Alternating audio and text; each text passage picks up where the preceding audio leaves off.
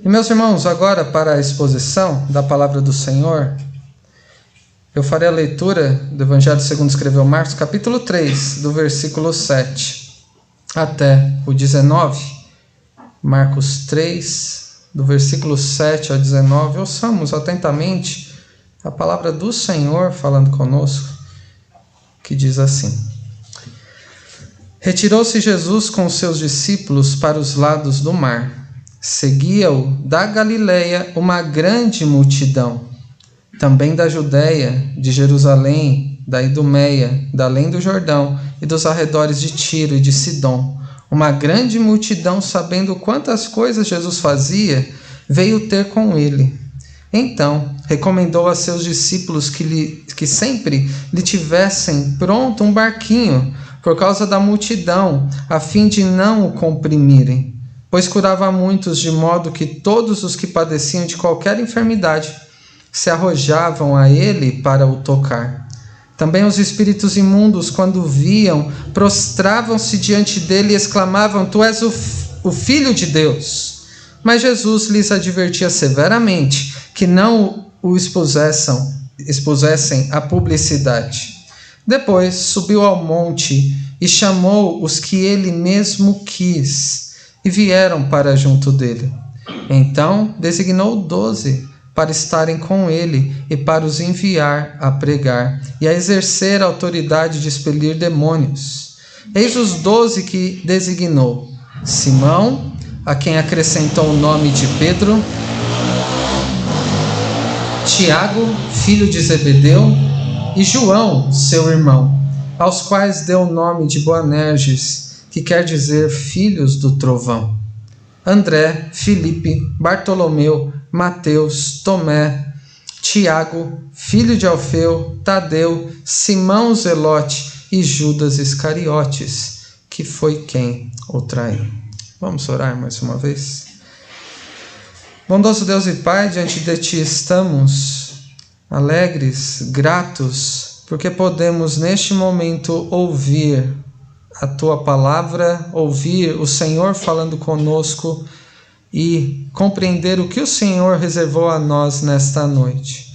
Que o Senhor nos ilumine com Teu Espírito, que o Senhor abra o nosso entendimento para entendermos, abra os nossos olhos para vermos ao Senhor Jesus, que abra os nossos ouvidos para ouvirmos de fato a Sua voz falando conosco através da exposição da Sua palavra.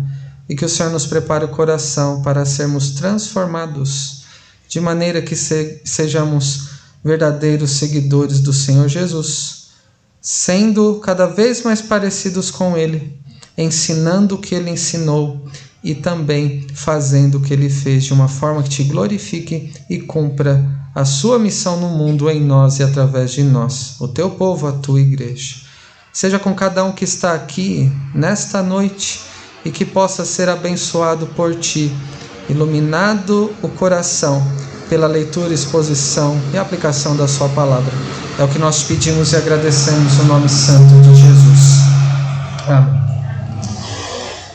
Meus irmãos, retomamos a série que começamos no Evangelho de Marcos e chamamos essa série, intitulamos o Evangelho de Jesus Cristo.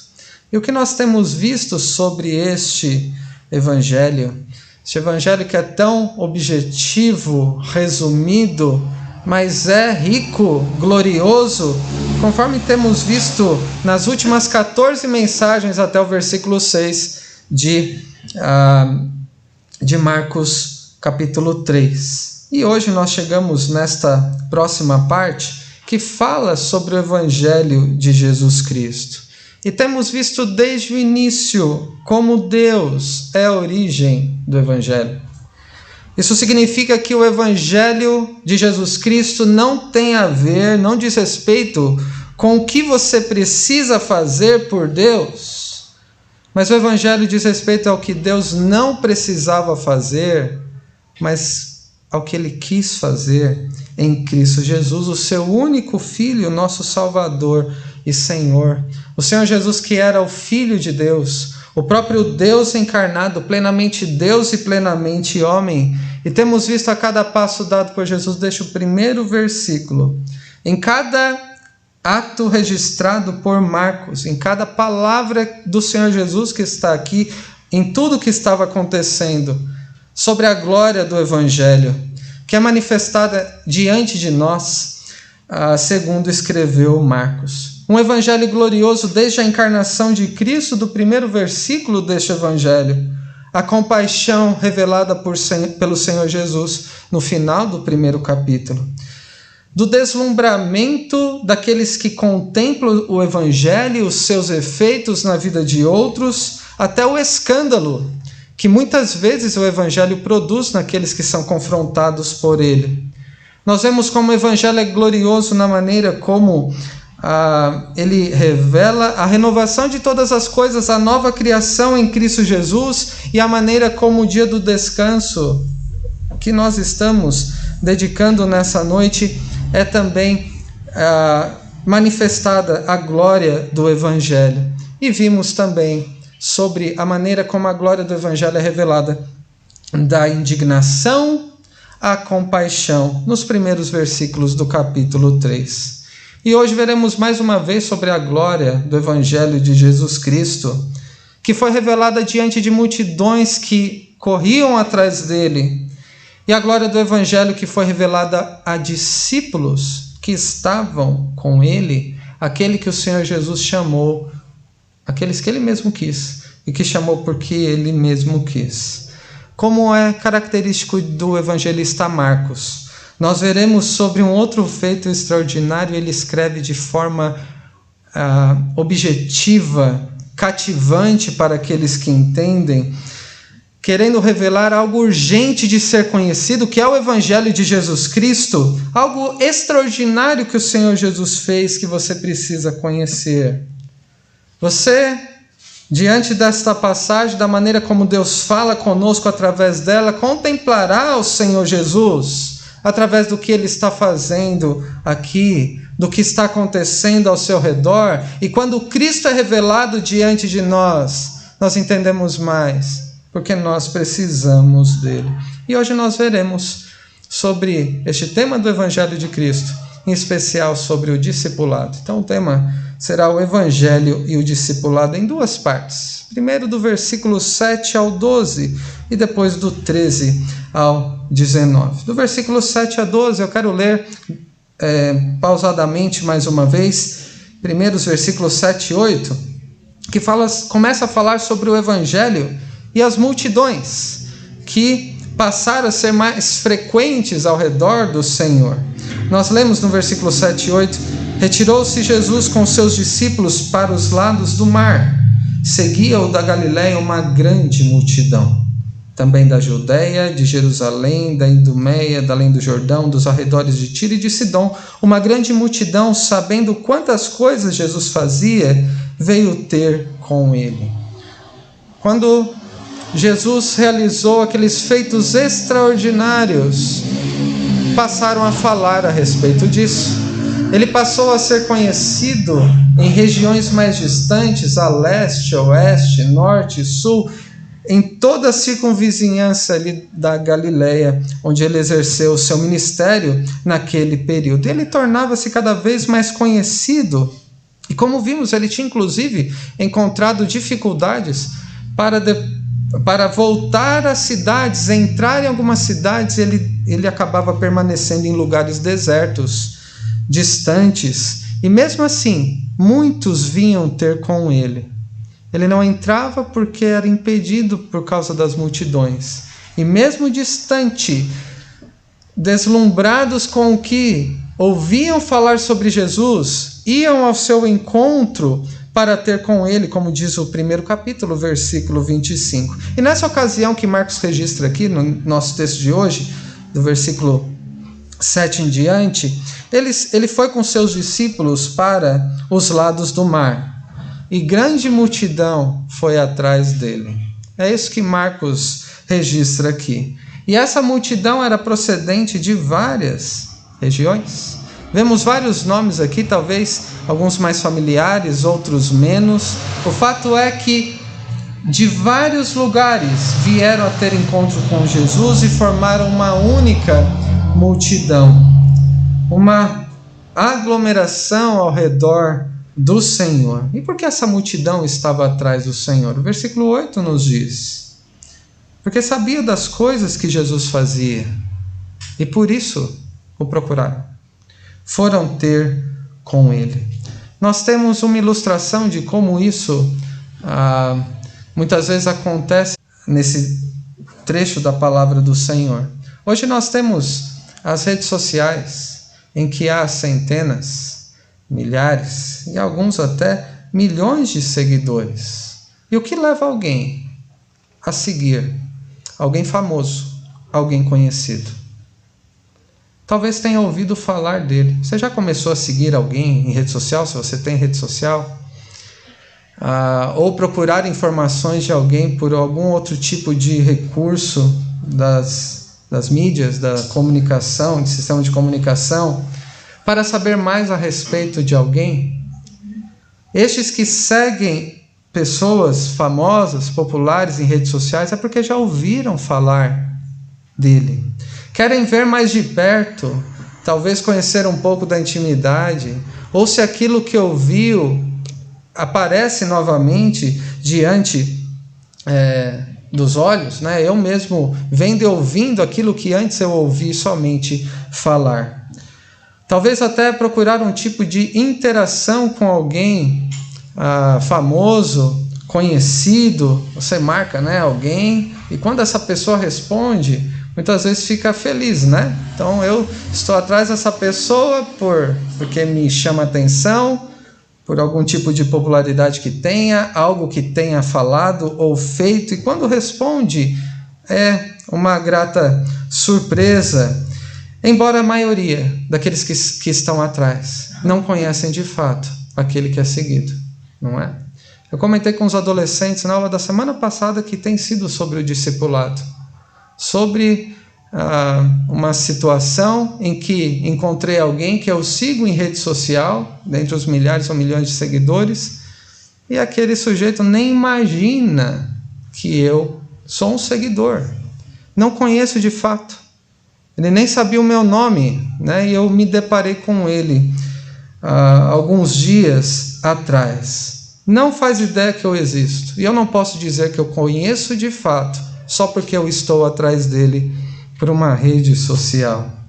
E ao ficarem sabendo sobre o que Jesus fazia, essa multidão ficou deslumbrada, ficou interessada. Hoje talvez, né, as reações sejam curtidas, compartilhamentos, marcações, mas naquele tempo eles iam ao encontro para ver sobre aquilo que tinham ouvido. E Jesus estava ficando famoso.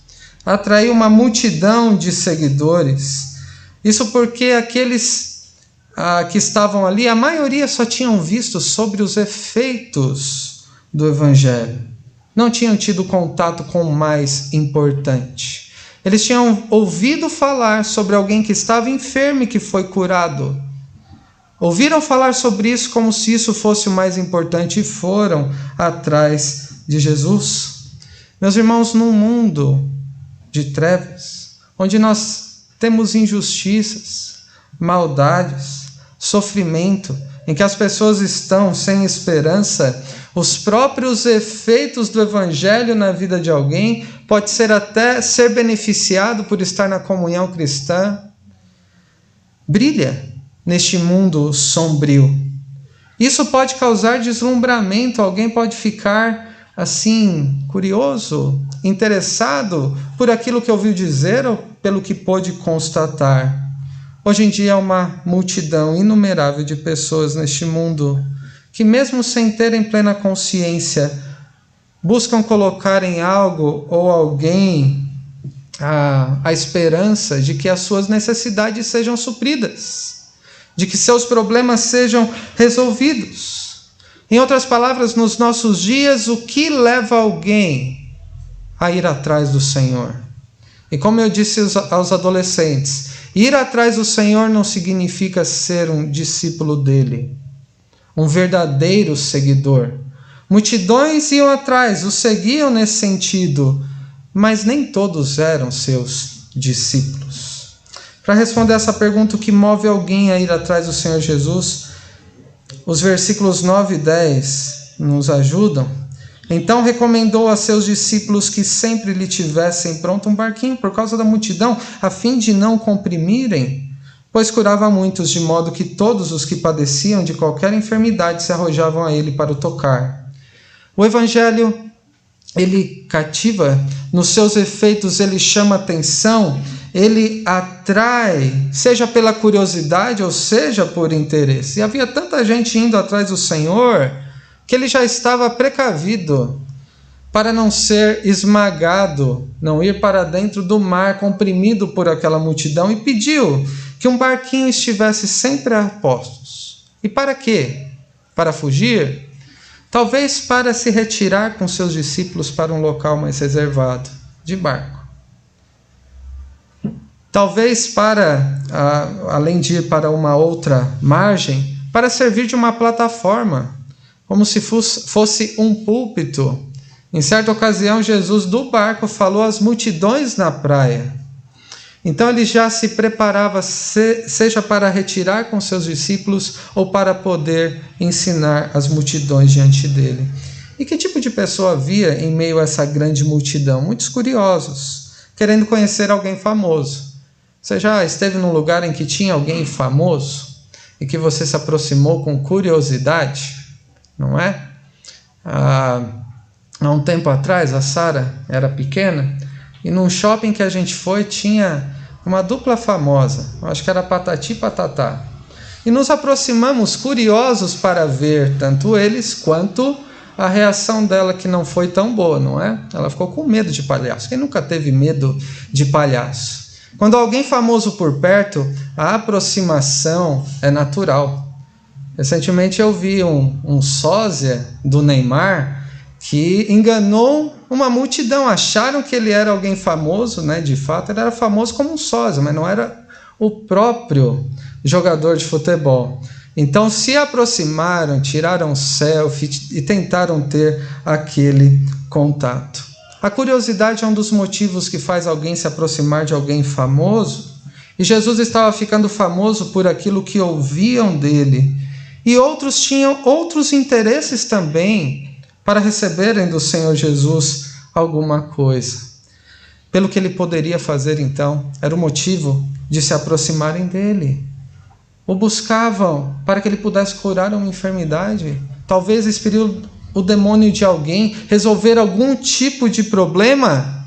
E ainda hoje, há muitos os que vão atrás de Jesus por ficarem deslumbrados pelos efeitos do Evangelho na vida de alguém, tem a sua curiosidade despertada por ser ele alguém famoso, então é necessário mesmo ter fé em Jesus, em coisa boa, nos seus ensinos que são interessantes, ficam curiosos para receberem talvez alguma doutrina que achem interessante.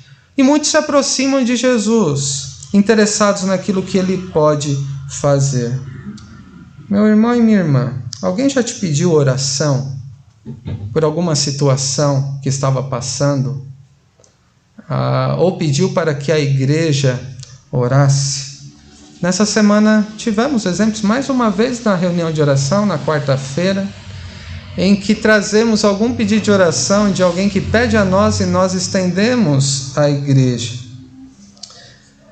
Talvez essas pessoas que peçam oração colocam esperança nisso porque já ouviram falar de orações que foram respondidas e acharam isso desejável, interessante.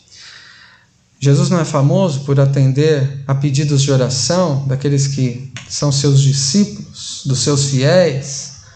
Talvez tenham pedido oração para que algum problema pessoal fosse resolvido, alguma doença, algum problema financeiro, algum problema nos relacionamentos, mas ao mesmo tempo que vão atrás de Jesus nesse sentido, para receberem alguma coisa dele, não têm o mínimo interesse de se envolver com Cristo e com o corpo de Cristo, que é a igreja. Isso não é comum? Há uma multidão de pessoas que vão atrás de Jesus, mas não querem nenhum tipo de envolvimento com ele, nem com a igreja. Eu só quero que meu desejo seja atendido. A motivação de alguém ir atrás do Senhor, então, é receber dele aquilo que quer. Como se Cristo fosse um servo para satisfazer as minhas próprias necessidades. Como se ele fosse um gênio da lâmpada. E eu espero que ele não limite a 3 pedidos, porque eu tenho uma lista a ser atendida. Mas em meio a uma multidão daqueles que estão atrás de Jesus, muitos por ficarem deslumbrados ou curiosos com alguém famoso, ou na expectativa de serem atendidos nos seus desejos, há também aqueles que são verdadeiros discípulos do Senhor Jesus. E a minha pergunta a você é: se você é um discípulo do Senhor Jesus e se tem ido atrás dele, sendo um verdadeiro seguidor, o que te faz buscar ao Senhor Jesus em oração no seu dia a dia? Que tipo de pedido você leva ao trono da graça, mediante Cristo, o nosso Salvador e Senhor, e espera que seja atendido? Pense nas suas orações. Você ora, não é? Quais são os motivos apresentados diante do Senhor? Pensemos nas reuniões de oração. Quais são os motivos que apresentamos ao Senhor rotineiramente? Pensemos, por exemplo, nos momentos que estamos juntos. Nossas irmãs da SAF tiveram um momento de amigo secreto de oração aqui, filhos de oração, orando uns pelos outros e revelaram por quem oraram. Qual foi o desejo colocado pelos irmãos, por aqueles a quem oraram neste período?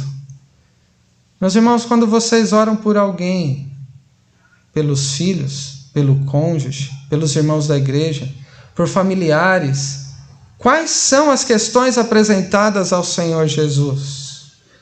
São questões terrenas e materiais, até aqueles que não conhecem o Senhor Jesus, que podem pedir em oração, como talvez a cura de uma enfermidade, problemas financeiros, motivos como desemprego, como relacionamentos. Ou você coloca diante do Senhor aqueles pedidos que têm um valor eterno? Meus irmãos, nós dependemos também de Deus nas menores coisas que podemos imaginar. Questão do alimento. Que Deus nos dê graça nos nossos relacionamentos. Deus tenha misericórdia de nós, que Ele nos preserve em saúde, que Ele tenha misericórdia de nós e nos livre, da enfermidade. Mas esses não são os principais que o discípulo deve ter a apresentar diante do Senhor. Alguém pode pensar: não, mas quando eu busco a Deus, ou fulano busca, eu falo com sinceridade, eu falo de todo o coração, eu falo com fé que Deus existe, expresso o meu temor a Deus em oração. Mas saber informações sobre o que Cristo fez por alguém, sobre o que Ele pode fazer por você nas questões desta vida, e temê-lo, não é o suficiente para ser caracterizado um verdadeiro discípulo, porque isso até os descrentes podem expressar. Até os demônios creem que Deus existe e tremem.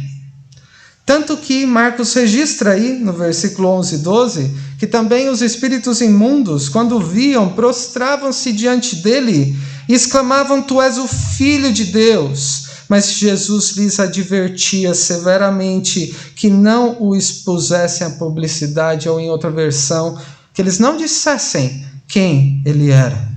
O Evangelho também inspira, além de admiração, curiosidade,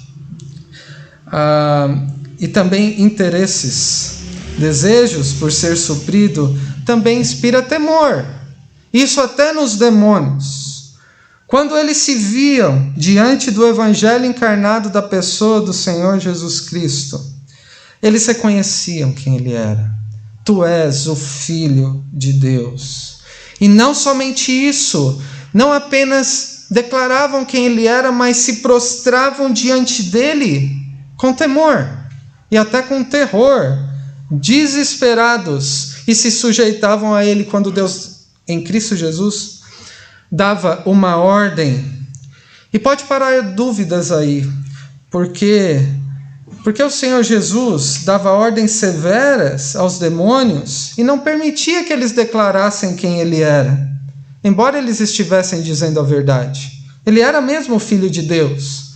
Por que o Senhor Jesus então mandava que eles ficassem calados? O motivo é porque nosso Deus não estabeleceu ainda um plano para revelar o seu evangelho numa pessoa. Na pessoa do Senhor Jesus, quando esteve entre nós. Mas Deus também estabeleceu a maneira pela qual o evangelho de Cristo seria conhecido até os confins da terra. E Deus não planejou que fosse através de demônios, de discípulos do diabo. Deus quis que fosse através dos discípulos de Cristo. Em meio a essa multidão inumerável a nós, estavam ali uma minoria que eram verdadeiros discípulos do Senhor Jesus, que é a nossa segunda parte dos versículos 13 a 19 sobre o Evangelho e os discípulos de Cristo. E começa dizendo: depois subiu ao monte e chamou os que ele mesmo quis, e vieram para junto dele. Então designou 12 para estarem com ele e para os enviar a pregar e a exercer a autoridade de expelir demônios. O Senhor Jesus, sendo o próprio Evangelho encarnado, manifestando o Evangelho de Deus aos homens, ele sobe ao monte, ele se retira, ele encontra um local à parte com seus discípulos. Ele também se via muitas vezes diante das multidões, mas ele fazia questão de ter um tempo de comunhão com aqueles que eram seus discípulos. E daquela multidão, quem eram os discípulos do Senhor Jesus? Segundo Marcos registrou, um verdadeiro discípulo do Senhor Jesus é aquele que ele mesmo quis chamar. Não eram as pessoas que escolhiam ir ao encontro de Jesus para que pudessem ser seus discípulos, mas o Senhor Jesus veio ao encontro dos seus discípulos e os chamou quem ele quis para segui-lo, como Levi, que vimos mais para o início do Evangelho, o evangelista Mateus, a quem Jesus se aproxima e diz: segue-me. E Mateus levanta no mesmo instante e o seguiu. Se você faz parte da multidão daqueles que estão atrás de Jesus, por algum motivo, responda em seu coração diante de Deus. E também compartilhe a respeito disso com alguém. Como o Senhor Jesus te chamou para segui-lo? Se o Senhor Jesus não te chamou de uma forma pessoal para segui-lo, você faz parte de uma multidão, daqueles que vão atrás deles, deslumbrados, interessados, curiosos, mas não são chamados à parte para uma comunhão especial com Ele. Mas se você foi chamado pelo Senhor Jesus, como isso aconteceu na sua vida? Recentemente, na classe dos catecúmenos, na escola dominical, nós tivemos uma experiência que sempre procuramos fazer, em que estimulamos os irmãos a compartilharem da maneira como Cristo os chamou para si mesmo, a começar por mim, compartilhando como foi para mim o Senhor Jesus me chamar para ser seu discípulo. Cada um diz como tem compreendido este chamado. Aqueles que ele mesmo quis foram chamados para segui-lo. E como isso aconteceu com você? Não precisa ser um livro ou algo rebuscado para explicar. Você não precisa fazer um curso, uma pós-graduação para poder compartilhar do Evangelho para alguém. O Evangelho é a boa notícia do fato do Deus encarnado ter me chamado para ser um seu seguidor. Não precisa ser algo rebuscado. O próprio chamado de Mateus foi resumido em 2 versículos. Imagine Marcos, consultando Mateus como foi mesmo, só para eu não errar aqui alguma coisa, ele disse: Senhor Jesus se aproximou de mim, eu estava cobrando impostos, e ele disse: segue-me. E eu levantei e fui, e tudo foi diferente na minha vida. Ele até escreveu o primeiro evangelho que nós temos no Novo Testamento.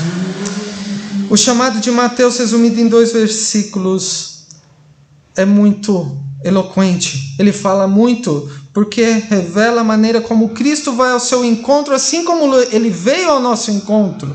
A maneira como ele chamou Mateus e como Deus nos chamou para junto de si em Cristo Jesus, nos chamando para ser seus discípulos. E Jesus chamou seus discípulos não apenas para ficarem por perto, para ver algum tipo de apresentação daquilo que ele fazia, mas aqueles que o Senhor Jesus chama para serem seus discípulos, ele o faz com uma missão.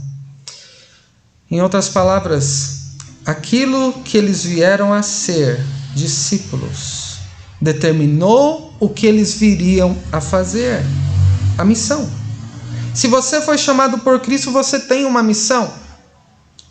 Qual é a missão dos verdadeiros discípulos do Senhor Jesus? E nós vemos aí nessa breve descrição de Marcos algo importantíssimo.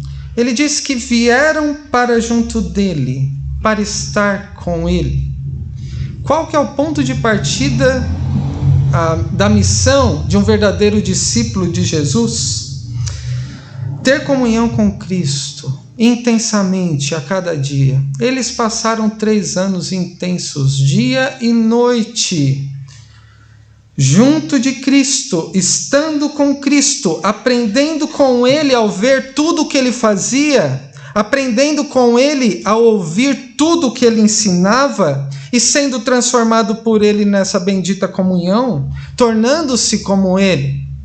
O ponto de partida da missão, então, é aprender aos pés do Senhor Jesus sobre quem Ele é, o seu ensino, e ser conformado com Ele no seu caráter, mas também sendo preparado para a missão que Ele tem para os seus discípulos.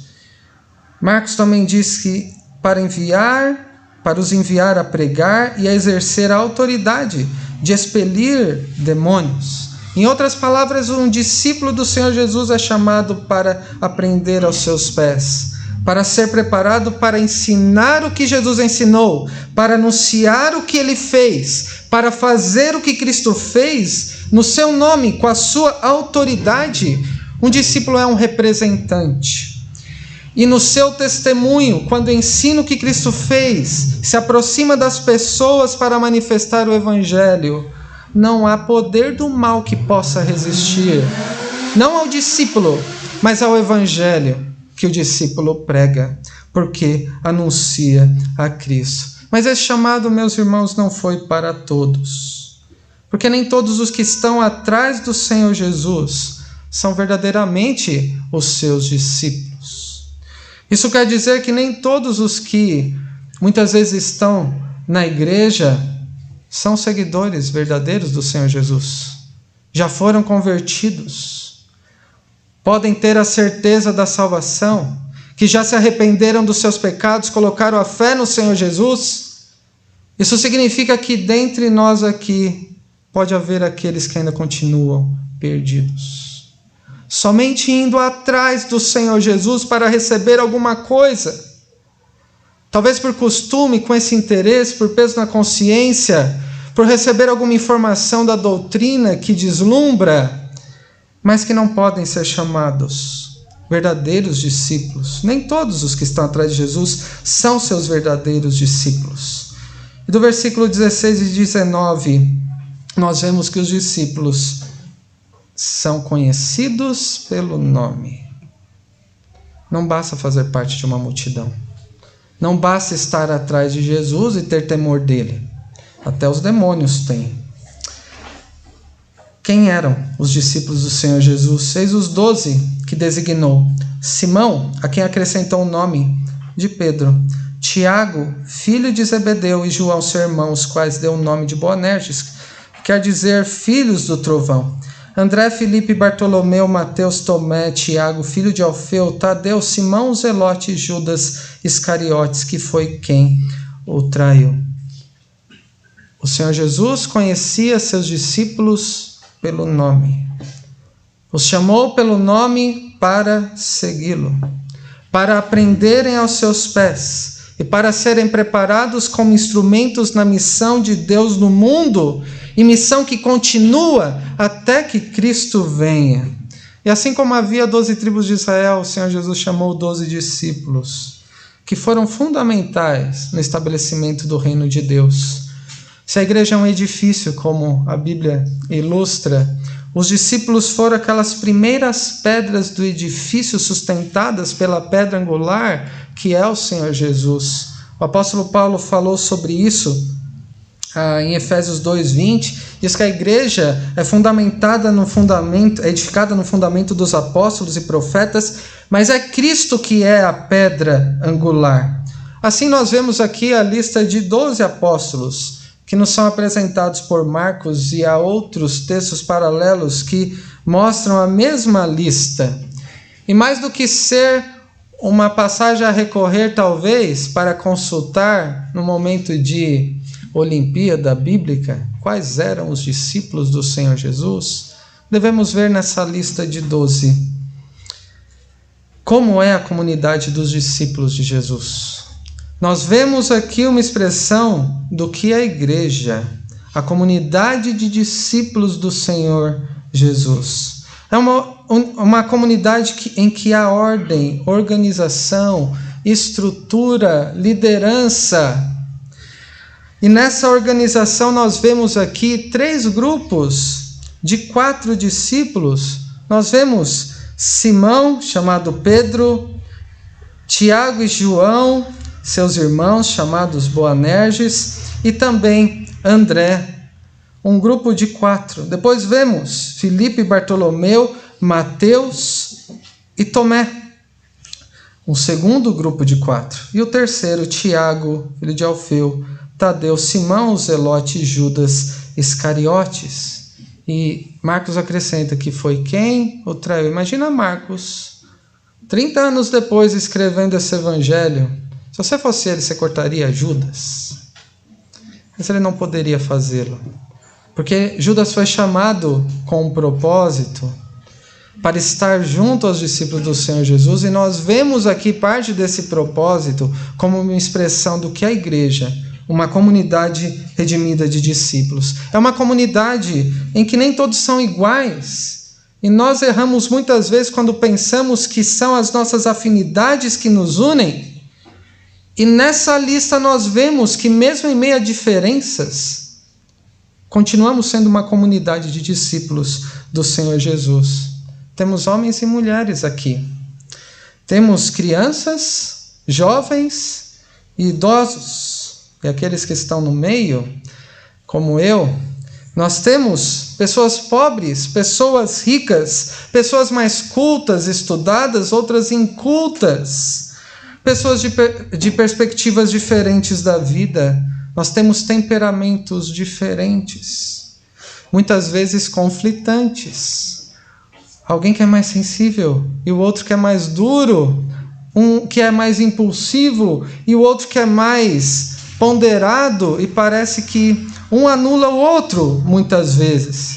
Nós temos no meio da igreja preferências antagônicas de ordem política. Uns talvez com a percepção mais de esquerda, outros de direita.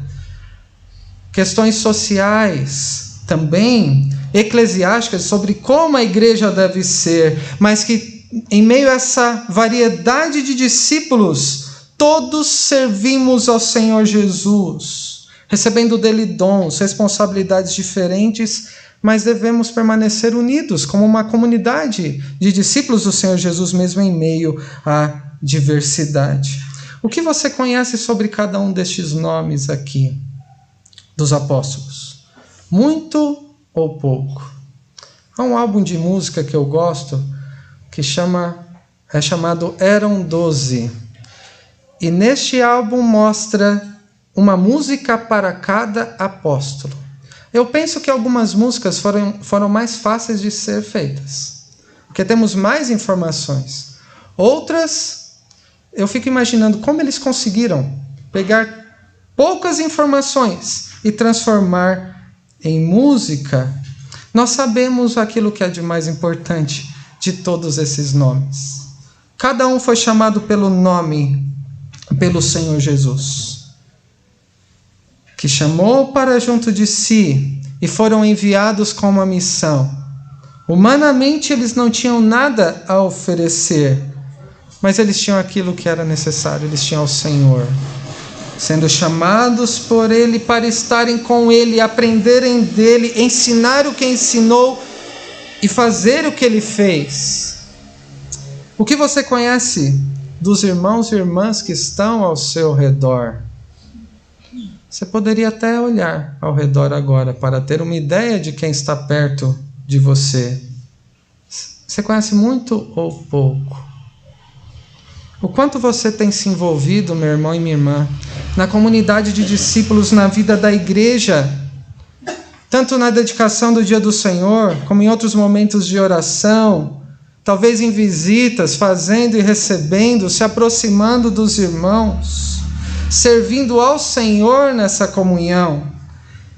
Não somente daqueles que fazem parte de um grupo que são as sociedades internas, que têm a sua função, os departamentos, homens, mulheres, jovens, adolescentes e crianças, mas com aqueles, não que tenha as mesmas afinidades, mas aquele que tem o que nos identifica como irmãs e irmãos no Senhor Jesus. Na igreja nós temos que ter a noção de que aqueles que não andariam juntos naturalmente.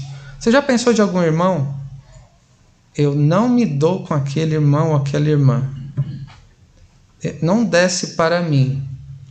E pode ser verdade, que naturalmente não andariam juntos de forma alguma. Nós vemos isso no exemplo dos discípulos aqui.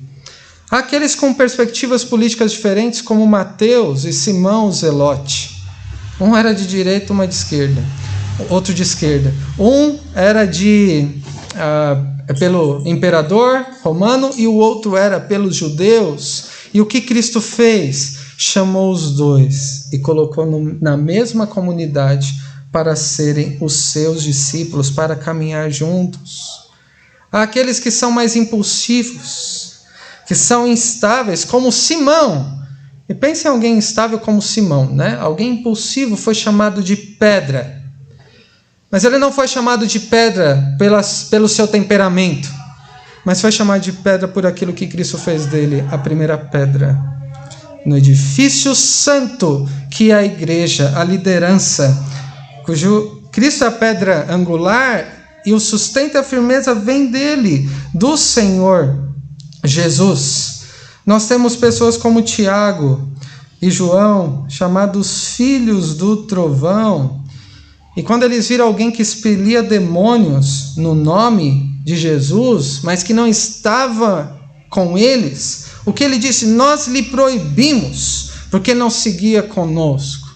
E depois vemos João num tom tão amoroso, escrevendo as suas cartas. Alguém que esteve com o Senhor, aprendeu dele, que foi transformado por ele.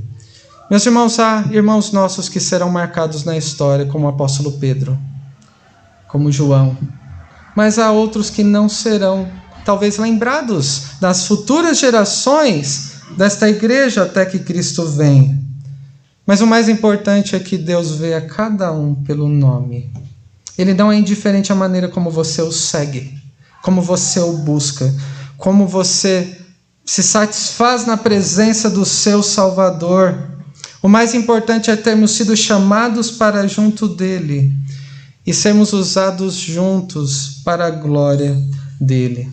E há muitos os que estão envolvidos na igreja, que participam, que são membros há tanto tempo, mas que na verdade não ainda são convertidos. Como é a presença de Judas aqui, o que nos causa muitas vezes dúvidas, né? Preocupações, e preocupações com aqueles que muitas vezes estão na igreja, mas que ainda precisam ser convertidos.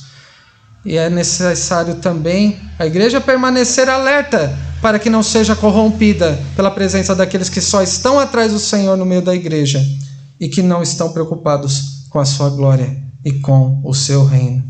Mais do que conhecer profundamente quem são os discípulos listados por Marcos, mais do que conhecer aquilo que o outro irmão talvez se identifique com você, a pergunta mais importante é outra. Quem foi Jesus na vida desses homens? E quem é Jesus na sua vida? O que o evangelista Marcos está escrevendo de extraordinário aqui é sobre a glória do discipulado que acontece através do anúncio do evangelho. Hoje muitos ouvem informações sobre Jesus, o que ele já fez por alguém e o que ele continua fazendo em nossos dias. Muitos vão atrás dele para receberem aquilo que querem, sem conhecê-lo e reconhecê-lo como o próprio Filho de Deus encarnado. Não faz nem o que o demônio fazia.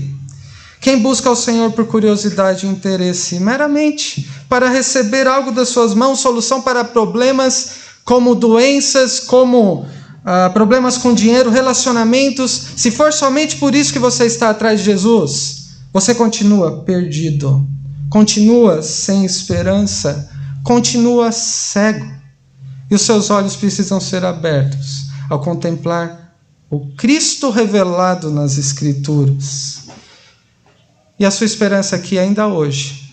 O Senhor Jesus continua a chamar discípulos para estarem com Ele, que é a bênção por excelência. Estar na presença de Cristo e aprender aos seus pés é a única necessidade que nós temos. Como Jesus disse a Marta, só uma coisa é necessária a Maria, e essa não lhe será tirada. E aqueles que respondem ao chamado do Evangelho para aprender aos pés do Senhor, isso não lhe será tirado. Ele chama seus discípulos à medida que nós, seus discípulos, falamos sobre o que ele ensinou, fazemos o que ele fez e caminhamos com ele a cada dia. A beleza dele, a sua luz reflete através de nós para que outros vejam. O propósito da igreja é este: uma comunidade de discípulos de todo tipo, homens, mulheres de todas as idades, de todas as regiões, formações diferentes que unidos servem ao Senhor Jesus, conhecendo cada vez mais e tornando-o conhecido cada vez mais. E eu quero concluir perguntando como você está nessa noite. Se você vai atrás de Jesus, pelo que você está perdendo aquilo que é mais importante. É somente dele que você precisa.